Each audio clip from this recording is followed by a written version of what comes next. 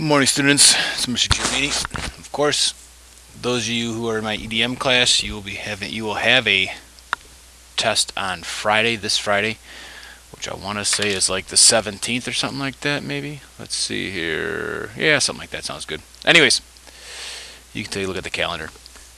I want to model two examples from your pre-test that you took that don't be surprised to see very similar questions like this on the post-test on Friday. So, taking a look here, it says Enrique has read 67.5% of a 300-page book. To the nearest page, how many pages has he read? So taking a look at this, he's read 67.5% of a 354-page book. To the nearest page, it means I must do some rounding. How many pages has he read? Now, the key word in here that's going to really be the link for everything is of. And in mathematics, we should know by now that of means multiplication.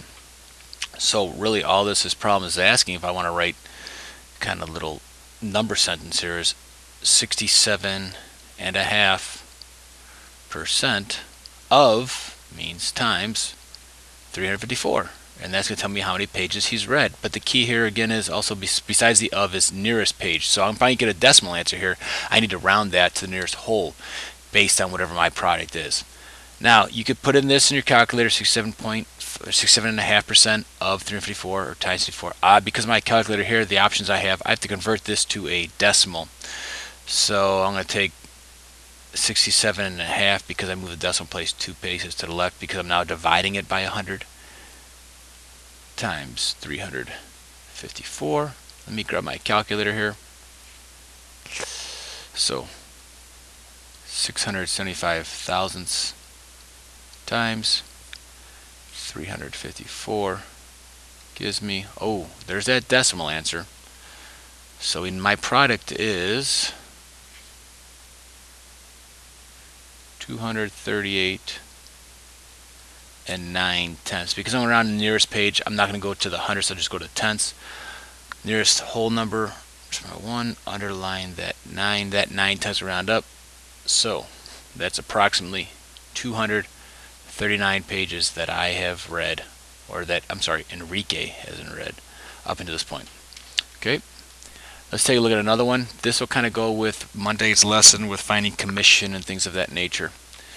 Janine is paid $200 a week plus 12.5% commission on sales. What were her weekly sales if she earned $950? Okay, many of you later on in life may have a job where you're working on commission, meaning you have to sell something for your company or for the company you work for in order to make money. So if I take a look at this, Janine is paid $200 a week. So regardless of what she does, she's going to get $200 a week. So if she sells nothing, she still gets $200 a week. Plus, that means addition, plus 12.5% commission on sales. So what that means is she sells something, whatever product she sells for her company, she's going to get a small percent of that, whatever it costs to sell. So if a customer buys something worth $100, that she's selling something for $100, she's getting 12.5% of that $100, so $12.50. If she sells two things at $100 a piece, so that's $200, she gets 12.5% of that $200. Now, what were her weekly sales if she earned $950? So we don't know how much she sold, so we don't know her commission just yet. But we know she sold $950 worth, or she made $950. So the $200 plus whatever she sold at 12.5%. So if I want to write, I'm going to change this into an algebraic equation. This is going to help me solve this. So we know no matter what Janine does, she's going to get $200. We add to that the sales that she made. Well, we don't know the sales that she made, but we do know that she's getting 12.5% for that. So 12.5% of, we know of means times, so 12.5% of or times the number of sales she makes is going to be equal to $950. Let me fix that S there a little bit so it looks more like an S as opposed to a 5. Okay, now, that still looks like a 5. Come on now, Mr. Jimmy, let's make an S. There we go. Okay, so what I want to do is I want to solve or evaluate for S, but I don't need 12.5% of S. I want to figure out what 1S is.